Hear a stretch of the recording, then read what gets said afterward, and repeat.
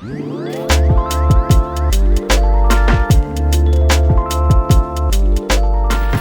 up, everybody? Welcome back to the Most Valuable Podcast. I am Mark Williams, here with my colleague Victor Castro. And we are just two dudes who do real estate for a living. And today, looks are deceiving. And what do we mean by that? We're going to talk to you, the potential home buyer, on what you should be looking for when you're out with your real estate agent, myself and Victor, shopping for your future home. So let's jump into it, Victor. And why don't you shed a little bit of light on that topic? Looks are deceiving, and what we kind of mean by that.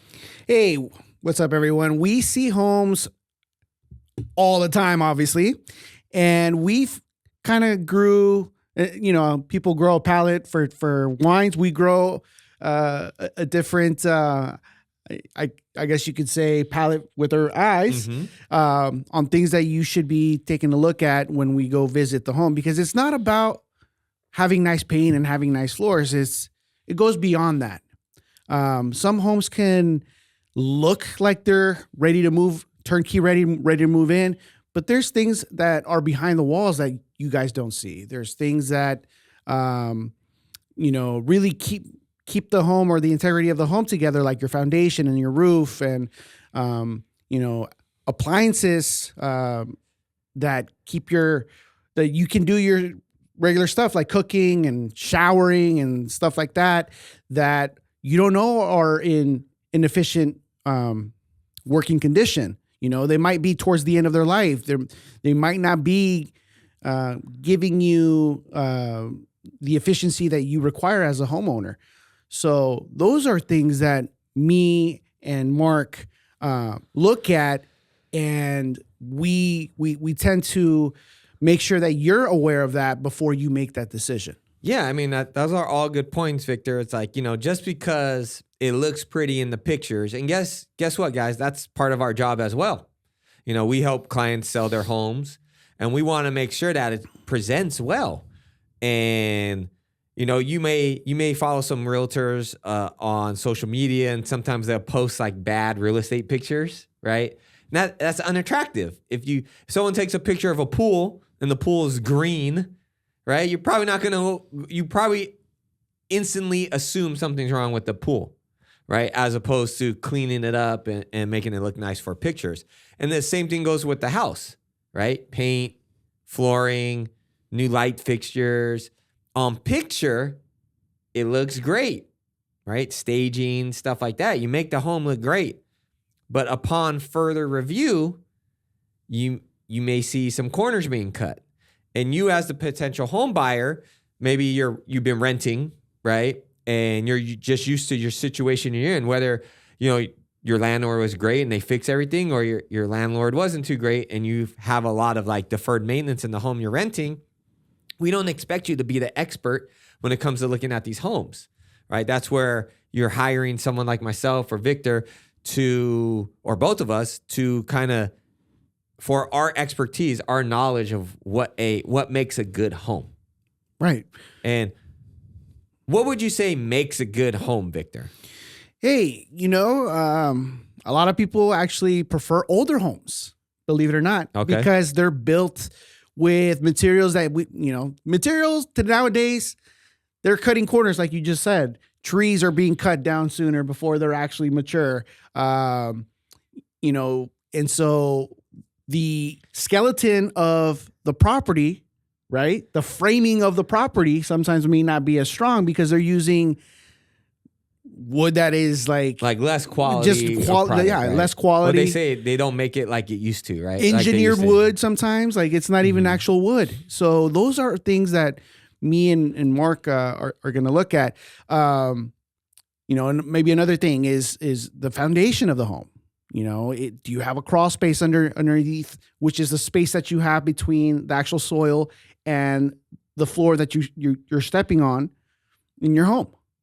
If there's any space between that, that's called a crawl space. In some cases, you might even have a basement where a person can actually walk underneath your house, and that's a basement, right? Yeah. But what about that basement? What about that crawl space?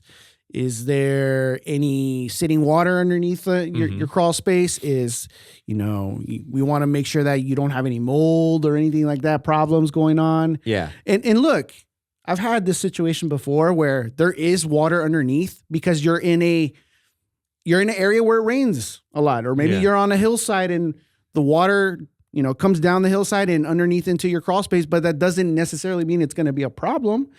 It might be the norm in that neighborhood, as long as you take the precautions and that is something that's going on. There's ways to make sure that doesn't cause a future problem once you're living into the house. So taking the steps to mitigate any damage that particular area experiences. Yes. Right. And that's something we don't expect you guys to be experts on. I mean, you can Google and you can look stuff up.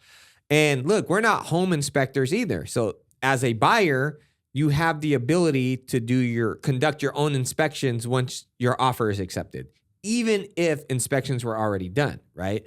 And we'll look at those inspections, if available, before we even show you the home, to kind of make sure that what their inspector is saying is true to like what we see. And we'll point that stuff out to you. But to Victor's point, just because there's something there, if it's something that was corrected or it happens on the time and the correct steps were taken to ensure that no further damage or it will cause damage in the future, then you're good. To your point too, on the older homes, like there's some pros and cons to like old and new construction, right? I would say to your point, I do agree. I think some of the older structures, the wood, the nails, like that stuff isn't cost. They weren't worried about cost. Lumber wasn't crazy expensive back then, right? So the cost of building materials was least expensive for a high quality material. But nowadays, high quality equals high price, right? So these new construction, these new builders, they look for efficiency in the materials that they use to build these homes.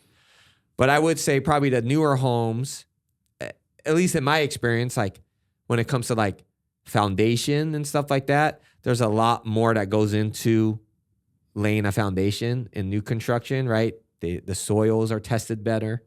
The compacting of the soil is better. The slab foundations with the tension cables in it to allow movement and give without causing like cracks and stuff is better. We are in an earthquake, but there's some better technology when it comes to stuff like that. Mm-hmm. But then again, just because it's a new construction doesn't mean it was built great, because these builders, they subcontract out the work. They're like, for me, I'll use me personally. I have my home is fairly new. It's like 7-8 years old, and I'm the first one to live in there. And I already have like 2 windows that kind of need to be replaced. And yes, they're warranted, but within 8 years, like I got to get a window replaced because the sill broke in it and like moisture is coming in the window. I've had an issue with like a roof tile coming loose and like getting a little bit of water intrusion, which didn't cause any major damage because I noticed it right away. But like, it's a brand new home. Why is my roof tile coming off? And when I had the people come out and fix it, it was something like someone cut a corner and they didn't seal that tile because they had to cut around the vent, but they didn't properly like glue the tile down. Right. You know what I'm saying? Like, so the craftsmanship, it could be a big part. And, people took pride back in the days of building stuff. It wasn't like the track homes aren't like track homes nowadays, right? They were like the quality of work, the workmanship, craftsmanship was usually better. Yeah, and not just the material, but yes, that's correct. I would say so. Now the workforce is, not the same either. Who are the companies that are building your homes? Where are they hired? What experience do they have? Like, it's different than it was back in the day, right? Yeah. And then as far as like the older homes, so what's some pushback you get when we show clients older homes, Victor? Look, I get it. Everyone wants a home that is modern, up to date. We all see those videos on Instagram and TikTok and all the social media where, with the high ceilings and the modern technology where it regulates your temperature and all those fancy things, right? So everyone wants that or thinks of that when buying their first home. Who wouldn't want that, right? Yeah. But at the same time, it's like, do you need it? You probably don't need it. And so I think that's the biggest thing for me is having to deal with clients that expect too much into the home. And that's the pushback. It's like, well, this home needs a lot of work. It's old, Yeah. And there's nothing wrong with an old home. You can turn that home into whatever you want to turn it into in the near future. If you have a good plan and maybe some investments or some savings that you can cash out and invest right back into your property. Not only is it going to make you happy living in it, but it might help you with the value of your home going up. Or something called sweat equity. Yes, that is correct. Why don't you explain to our viewers, to our potential buyer clients, what sweat equity is? Sweat equity is, okay. Let me ask you this question. If you can invest $10,000 in your home to then receive $50,000 at the sale, would you do that? Yeah. You probably Sign would. me up. You might not have the money. That's where me and Mark and MVP Real Estate come in. If you don't have the money, but that is what we do for our clients when we when we list their homes, is we help them create that sweat equity by investing whatever is needed to bring up the home up to speed for today's modern, Yeah. And to your point too, it's like, if they're not trying to sell it and they just want to fix it up and maybe they don't have the capital or the money to do so, they can put in their own sweat and do it themselves. That's it. Right? Go buy the paint at Home Depot. Watch a YouTube video. YouTube University. And guess what? If you mess up, you don't like the color, you can paint it again. Right? But that's something that I always tell my clients too. Like sometimes looking into like an older home, it's like, don't get caught up because the carpet's green or the paint color is like a peach, right? That's easy cosmetic fixes. And that's something we see a lot, Victor, in the Bay Area. We see a lot, like there's a lot of investors out here who like to look for ugly homes and they buy them cash at a discount and then they fix them up and then they sell them. Now, we know some people that do some quality work.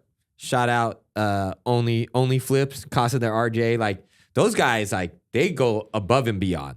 They treat it like their families are going to live in those homes. There's also those investors that do a quick flip, what we call the quick flip. Paint, flooring, lighting, right? Paint, flooring, lighting. They all look the same. Gray floors, stale white paint, some recessed lighting. They get some cheap cabinets, right, from Granite Expo. I'm not saying like those places don't sell quality stuff, but they kind of just get there's a standard look to these flips. Like they all look the same, right? They all look the same. And I think a lot of times you gotta be careful on those because it's like, just because it's a new kitchen cabinet and a new countertop and some new flooring, what did it look like before they made it look nice, right? And that's something that I like. I like when we see these investor flips and they did the inspections first, or they did like a walkthrough first, and they noted some of the major items that were, like I'm in contract for one right now that we're closing on. By the time this releases, we'll be closing on it maybe that day. And this person was not an investor. They owned this home for 30 years, but they haven't lived in it in a while. They have family members living in it. And there was some deferred maintenance. So family members moved out because they were going to sell it and they wanted to fix it up to sell it, right? To as much as they could. But instead of wasting money on putting, a fancy light fixtures and this and that, they literally did like the major systems. It needed all new electrical. The whole house is fully rewired. New 20 amp circuit, right? New electricity from the city. The sewer lateral where your wastewater goes to the city, brand new, right? New furnace, new air conditioning, And then they kept the original hardwood floors. They just refinished it. There's a little bit of slope. It's an older home. It was built in like the 40s, 50s. There's a little bit of slope in the floors, but that's normal for that area. And it's within tolerance. So there's no point in fixing it. They put all new windows because they were single pane windows. They put a new roof, right? New gutters. The garage had like the roof was caving in. They fully reframed the garage. And then they painted the inside. And there's some new cabinets. The bathroom's somewhat renovated. But when we were shopping for this home and I pulled up the inspections, we were able to see what it looked like before all of that and to get an expert's opinion of the condition of the home. And essentially everything they noted that should be fixed was fixed. And then everything that was fine, it was touched a little bit or left alone. So, ever heard of the term putting lipstick on the pig? Yeah. Yeah. So that's what a lot of these, you got to be very careful of these, quick flips. That's what they do.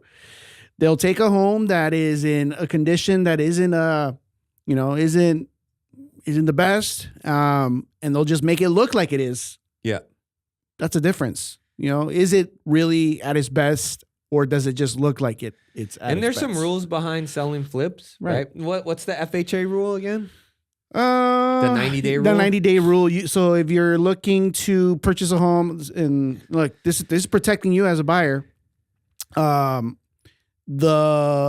home has to go or undertake 90 days if it was a flip. If whoever bought it, Yeah. maybe use a 1031 exchange or something like that to flip the home. It has to go 90 days before an FHA offer can be accepted on the home. And that's protection because, hey, to do a flip on a home, you could do it in sometimes 2 weeks, 3 weeks. Yeah. But that's why that rule was put in And place it's just too. to protect like the values of the neighborhood too, Yeah. right? Like, because here's the thing. Just because they made it look nicer than the rest of the neighborhood doesn't mean that it's worth more. So that kind of 90-day rule is like, look, if it's been on the market for 90 days, odds are it's going to sell for what the market value is, right? As opposed to a quick flip to, it's nice. Like, let's raise the value of the neighborhood.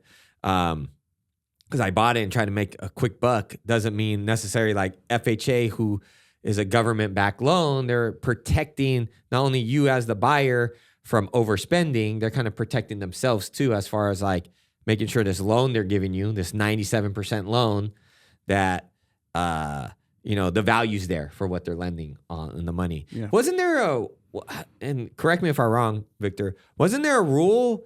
I don't know if it passed or not. I haven't seen anything, but when it came to investor flips, don't they have to disclose what was done and how much they spent? So that's a new law that is coming into play here in California.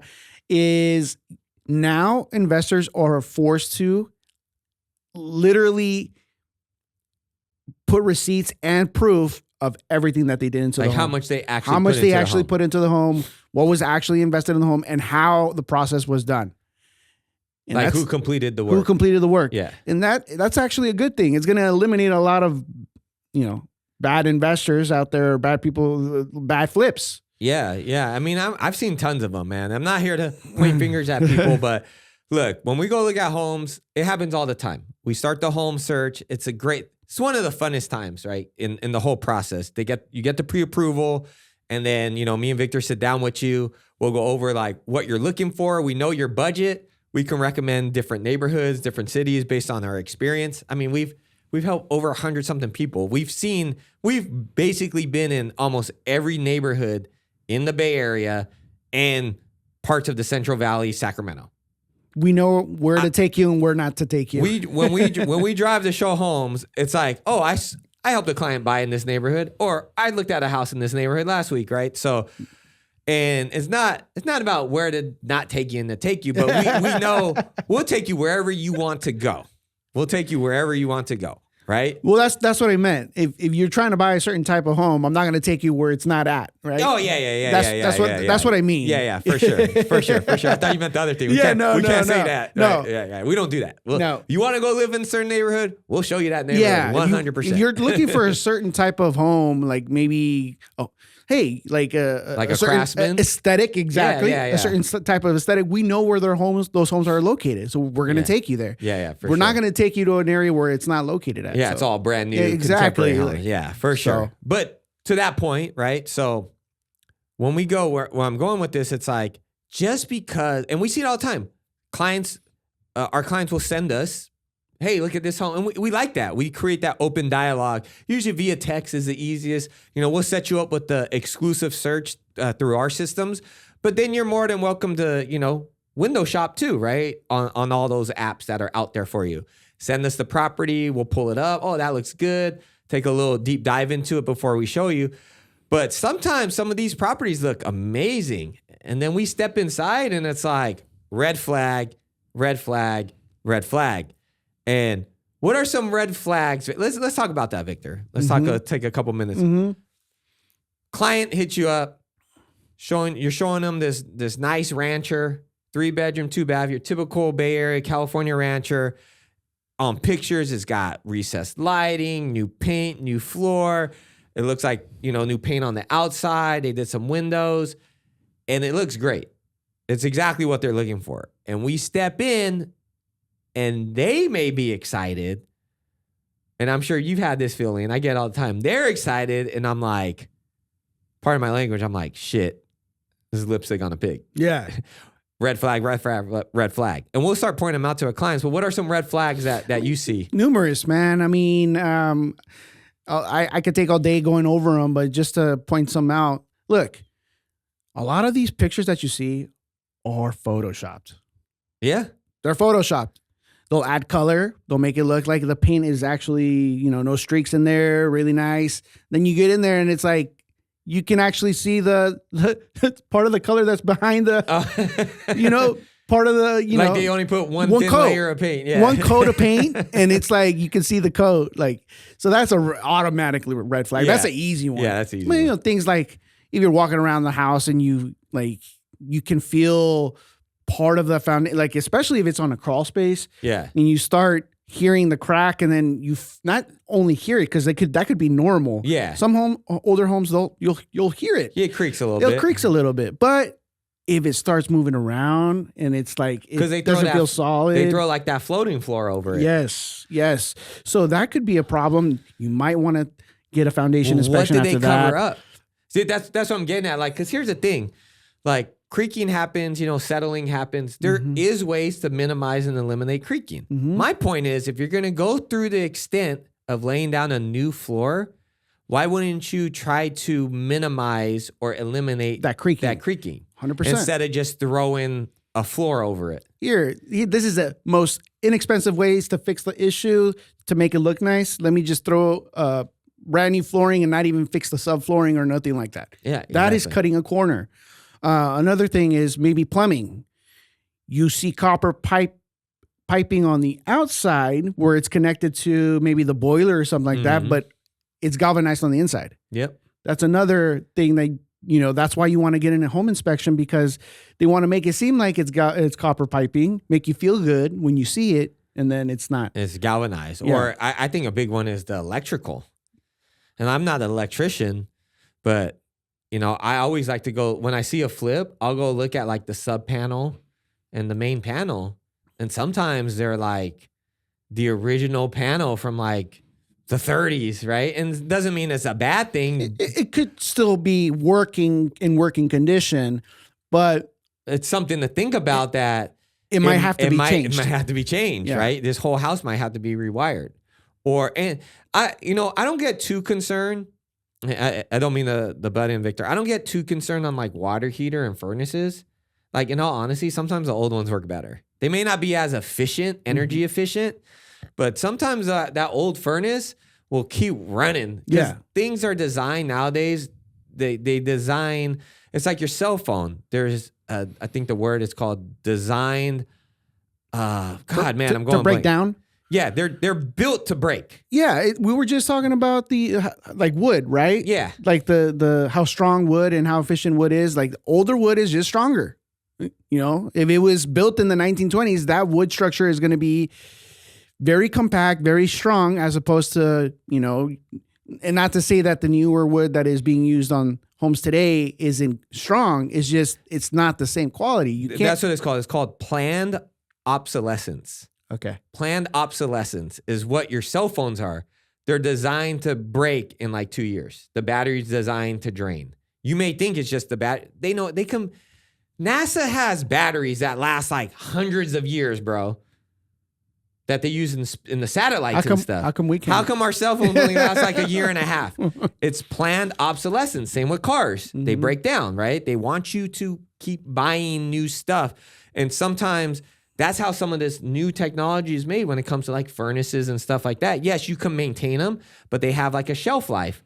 Where back in the days, they just built stuff to last. Just look at car accidents. My sister. Yeah. Clear example. She just got, hit and run situation. It was totaled. Yeah. If that was a freaking 1970s car, it would have hit the side of her car. But and it probably would have. They are designed to total because it is more like crash impact. I get it. There's more crash impact stuff now, but I get your point. Like things. I'll put it this way: put the 1960s car in a field, and put the 2020 car in a field, and leave it for 30 years. One will get rusted, but be able to be brought back to life. And this other car wouldn't, right? It'd be done, right? So same thing with like furnaces and stuff like that. Sometimes those older ones, as long as they were maintained, there's a track record of them being maintained and fixed. Like sometimes those things last forever. But then again, like to your point, we have a new water heater. Okay, did they redo? If you're doing a water heater, did they redo the hookups? Probably not. If it's and that was my point. Is like. I'll notice that, or sometimes it's corroded. Yeah, it's like right at the connecting. Like you just fixed something that was leaking. Why didn't you just fix the whole thing? Do it correctly. Exactly. Why you cut corners? Like who are you hiring to put this thing in? One thing that bothers me is like, so they say in all projects, right? In anything when you're doing a project, and we're working on something now behind the scenes to help our buyers, and hopefully it'll be launching sometime soon, right? But they say the last 10% of a project is the hardest. It takes the longest, right? It's the most detailed. Think about it, put that in perspective to a home, right? The first 90% is easy. You rip up the grass up front, you put some new grass, you put some tan bark. Painting is not crazy, right? I don't have the patience for it. But you can paint a whole house in a week. I just did it. I just paid some people to paint my client's house inside and out in a week. Carpet, that's a day. Flooring, 2 days, right? Hanging cabinets, a day's worth of work. Laying the countertops, an hour. It's the final details that take the long time, right? The backsplash, is it lined up? Laying down the flooring, was it laid correctly? The trim work around the flooring, was it laid correctly? All the caulking around everything, was it done right? It's the finish work that you can see the difference from. Like, remember we looked at Only Flips Home in Lafayette? Yeah. Dude, that finish work was amazing. Immaculate. And then you go look at some of these flips and you're like, whoa. Like, you can see why they're charging a premium, because it's those fine details that really show how much craftsmanship was put into this renovation. Right. Where on some of these flips, some of the red flags I see is kind of the stuff I mentioned. The backsplashes, I have OCD, right? Everyone does a little bit. I have a lot. I'll notice stuff like it's crooked. Like I'll walk into your house, if your picture's crooked, I'll straighten it out for you. Hey, now that you were mentioning all this, I had this vision coming into my head, man. I have a gripe with this. Look, people maybe upgraded their homes, invested, I don't know, $15,000, $20,000, $30,000 into their homes to list their home. Mm-hmm. But the issue I have is when they don't disclose when it was done and they try to pretend like it happened yesterday, yet that happened maybe 5 years ago, 6 years ago. Yeah. Maybe it was upgraded then. Yeah. It wasn't upgraded recently. So why would you expect top dollar for that? And then you come in and you see that it's not in the best condition. It's torn up or it's worn out. And it's like, is it new at that point? It's not. No, it's not. It's been used. And it's okay. Like, look, homes take maintenance. Yes. We've been using this word deferred maintenance. Deferred maintenance is basically you own the home and you didn't do the preventative work to like extend the life of the home. Victor, and to you guys, question for you. Do you know why mortgages only go to 30 years? Because most renovations go outdated after that time? To an extent. That's a good answer. It's part of it. And I'll give you guys a little bit of time to think. Question again. Why do you think most mortgages are only 30 years? I'm going to give you the answer. You ready? The life expectancy of a home is only 40 years. So 30-year mortgages didn't come into place until I want to say the 50s, right? Lending used to be totally different way back in the day. But essentially, a structure has a life expectancy of 40 years. So a lender is willing to lend on 90% of the life expectancy of the home. Obviously, homes last longer if maintenance is done to them and they are continuously updated and renovated and maintained. But when they're not, it's deferred. And that deferred maintenance can cause the age of a structure to not last as long, right? Like your gutters are full. You never clean them. Well, it creates a buildup in water. Now you're getting water intrusion. Now your roof is shot. Now you're getting water damage. And, that's deferred maintenance, right? And it happens, okay? And it takes money to maintain a home. And sometimes people don't have the money to do it. So you get the deferred maintenance. That's when the flippers come in. They buy them cheap. Boom. And then they flip it. They fix what was wrong, right? And we're not saying all flippers are bad. There's some really good ones out there. But what we're saying is just because it looks nice doesn't mean it's worth, to your point, Victor, it's not worth what it claims to look like. Yeah. Because the work that was done was half-assed, right? Or it was done quick. Or it was just done to... Just to make a quick buck. To make a quick buck, right? And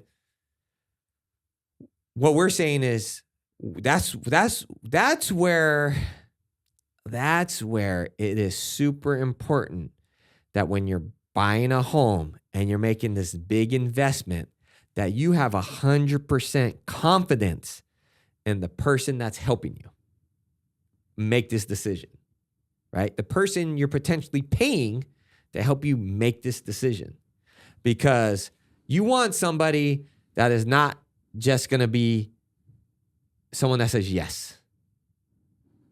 How many times have you told clients this home sucks? More than once. Because at the end of the day, like, although you may like it, and doesn't mean that we're making that decision for you. Like, don't get me wrong. If you really want this home, I'm going to do everything I can for you to buy it, to win it. However, I'm comfortable letting you know what my honest opinion of the home is. Like, hey, these are some red flags that stick out to me as your real estate agent, as the expert you're hiring. I just want you to be aware of this. Maybe we should do some more investigating before we just write a blank check. Right. Or maybe it might be worth taking the risk and getting into contract by having that protection to do your investigation, do your inspections, and maybe use it as leverage in the negotiations. Yeah. So that's where we're going to come in. We're going to advise you what we would do in your position. We tell clients what we would do in their position all the time. And that's what we get paid to do, is to give you advice. Whether you want to take it or not, that's your decision. We hope you take it. We respect that decision. We respect that, right? However, and look, we don't have x-ray vision. Just because I think a house is good doesn't mean I don't know I've been in situations where we think the house is great, we do the inspections, everything's clear, and then a year later, a problem pops up, But that's where we built networks of tradesmen and tradeswomen and having connections where if they need some work, and we can give some referrals of who we've used in the past to solve these problems, right? But things do happen, right? We're not, like I said, we can't predict the future that everything with the home is perfect.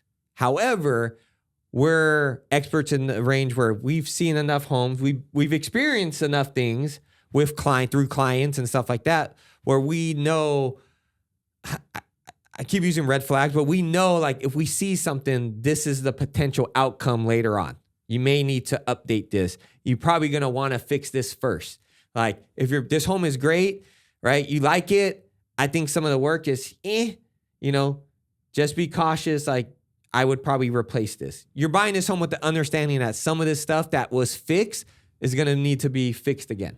No home is perfect. Yeah, it's not.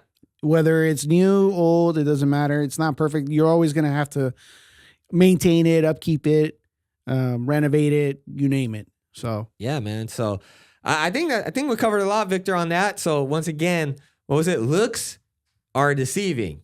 Just because it looks pretty on pictures, which means that person that's selling a home did their job, because we're here to make it look pretty. But we're big on here at MVP Real Estate, something for you guys to know before we walk away. And we say this to all of our clients. Maybe you that's listening to it, that's thinking about selling your home. We're big on what you see online matches what you see in person. Huge. And that's why we're able to sell homes in like 3 days when they go on the market. Like a week in the market and go. And even in bad markets where other homes are not selling and are like fire selling, discounting, we're able to stand pat because we know the quality of work that was done will eventually get the right buyer. That right? is correct. So what you see online should match what you see in person, because if it doesn't, then those looks are deceiving. And with that, Victor, we look forward to winning with you.